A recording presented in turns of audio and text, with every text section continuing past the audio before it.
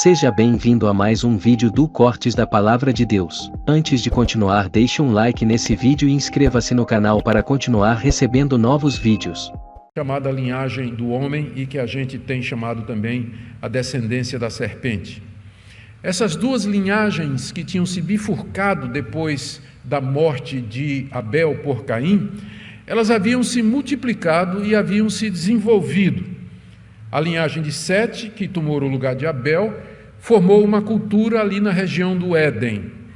Já a descendência de Caim foi para a região de Nod, onde Caim edificou uma cidade e a chamou de Enoque, o nome do seu filho. E ali duas culturas diferentes nasceram e se desenvolveram. A civilização setita dos descendentes de Sete, esse é o nome que nós vamos usar a partir de agora. A civilização setita era marcada pelo culto a Deus, pela guarda do sábado, pelos sacrifícios ao Deus verdadeiro, por pregadores como Enos, como Enoque e Noé, pelo casamento monogâmico e pela santidade de vida. Mas já a civilização dos cainitas era marcada pela poligamia, pela violência, pela crueldade. Eles haviam rejeitado a Deus e provavelmente já estavam adorando deuses criados à sua própria imaginação. Com a multiplicação do número de pessoas, à medida que o gênero humano se multiplicava sobre a face da terra, elas passaram a ocupar a terra conhecida e as duas civilizações passaram a se relacionar entre si. No comércio, em tratados de paz, limitação de territórios, estabelecimento de limites, troca de conhecimento e tecnologia, contudo, os limites religiosos, morais e éticos haviam sido muito bem preservados porque eram claros e distintos. A linhagem dos setitas era uma linhagem religiosa, onde havia o verdadeiro conhecimento de Deus. Era a linhagem da descendência da mulher, que tinha a promessa da chegada daquele que haveria de esmagar a cabeça da serpente. A linhagem de Caim era a linhagem que se afastou de Deus, que foi expulsa lá da região do Éden, é onde apareceu o primeiro casamento que não era mais monogâmico, a poligamia surge lá, a violência e a arrogância. Então, as duas culturas eram distintas em termos éticos, religiosos e morais. Mas isso haveria de mudar. E é exatamente esse o ponto aqui de Gênesis capítulo 6, que aquela bifurcação ética, moral e religiosa, ela agora é distinta, ela agora é extinta, ela agora se acaba trazendo sincretismo e a corrupção do verdadeiro conhecimento de Deus. O nosso texto tem pelo menos 3 partes que eu queria ver aqui com vocês, e nós vamos seguir na sequência em que a história nos é narrada. Primeiro, Moisés nos relata como as descendências de Sete e de Caim se misturaram depois de séculos de separação. Lemos aí no verso 1 e no verso 2, quando as pessoas começaram a se multiplicar sobre a face da terra e tiveram filhas, os filhos de Deus viram que as filhas dos homens eram bonitas e tomaram para si mulheres, aquelas que entre todas mais lhe agradaram. Moisés aqui chama a atenção para o fato do nascimento de mulheres quando a humanidade se multiplicou na terra. Isso parece dizer o óbvio, mas é que as mulheres serão as principais protagonistas no que vai acontecer em seguida, como foram também lá no jardim do Éden.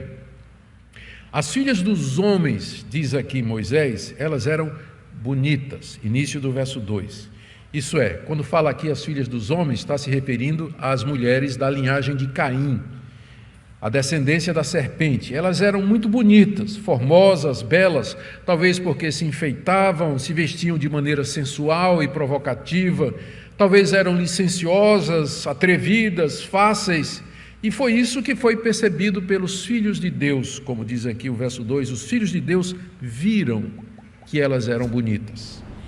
Os filhos de Deus aqui são os setitas, são aqueles da linhagem de Sete, que descendem da mulher e a quem foram feitas as promessas. Eles são chamados de filhos de Deus porque eles foram adotados por Deus. Era a linhagem da esperança. Lucas, séculos depois, ao escrever o seu evangelho e narrar a genealogia de Jesus, ele chama essa linhagem de a linhagem dos filhos de Deus, porque ele diz assim, Lucas 3, 36 a 38, Noé era filho de Lameque, que era filho de Metusalém, de Enoque, de Jarede, de Maalalel, filho de Cainã, filho de Enos, filho de Sete, filho de Adão e filho de Deus. Então, ele estabelece uma linhagem direta entre os filhos de Sete e o próprio Deus, por isso que aqui eles são chamados de filhos de Deus. E também essa expressão, filhos de Deus, faz o contraste com a linhagem de Caim, a linhagem da serpente, que é chamada aqui de filhos dos homens. Por quê? Porque o homem era exaltado ali, porque o homem era o centro de todas as coisas, e era uma linhagem onde a expressão da natureza humana decaída se fazia ver de maneira mais clara. Portanto, a expressão filhos de Deus aqui não deve ser entendida como uma referência a anjos, como alguns estudiosos fazem. É muito antiga a interpretação de que os filhos de Deus aqui eram anjos que se sentiram atraídos pelas mulheres e desceram à terra e se acasalaram com elas, de onde vieram esses varões, esses gigantes e tudo mais. Mas há uma série de argumentos que militam contra essa interpretação que Calvino chamou de grotesca, e eu concordo com ele.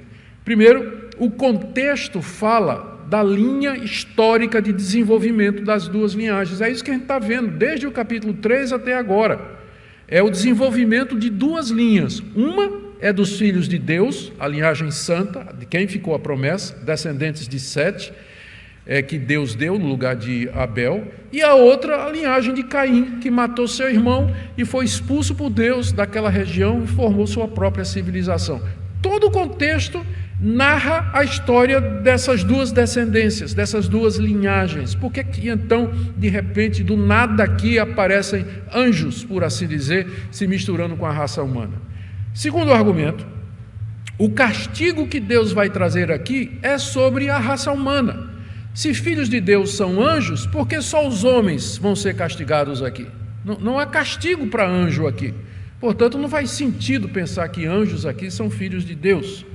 E além do mais, e aqui é a objeção mais séria, o Senhor Jesus Cristo, em certa ocasião, ele disse que depois da ressurreição, nós seremos como os anjos nos céus, que não se casam e não se dão em casamento. Anjos são seres assexuados. Não faz sentido imaginar que anjos aqui desceram para ter relações com as mulheres. Essa é uma interpretação antiga dos rabinos, inclusive, curiosamente, uma das interpretações diz que o que atraiu os anjos foram os longos cabelos femininos.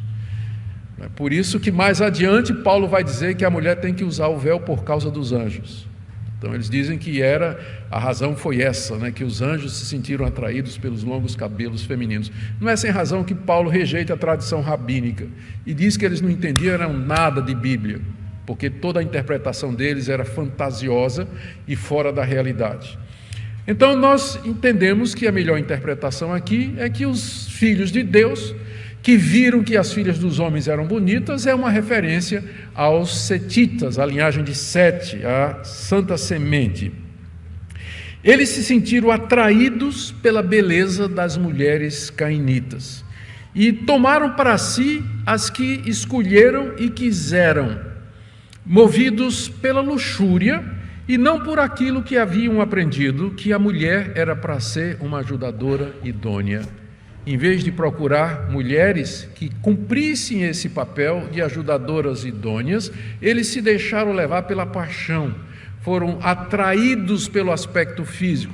Não é que é mal a gente procurar uma esposa e incluir o item beleza nos requisitos, não tem nada errado com isso, mas aqui no caso, o problema foi que os setitas se moveram de paixão e de luxúria por essas mulheres bonitas, em vez de perguntar se elas haveriam de cooperar para o propósito de Deus no início. Farei uma auxiliadora que esteja como que diante dele. E o resultado, então, é que você tem aqui o mesmo padrão do pecado de Eva. Notou? No verso 2. Viram, era bonita, tomaram mas que lhe agradavam. Lembra lá?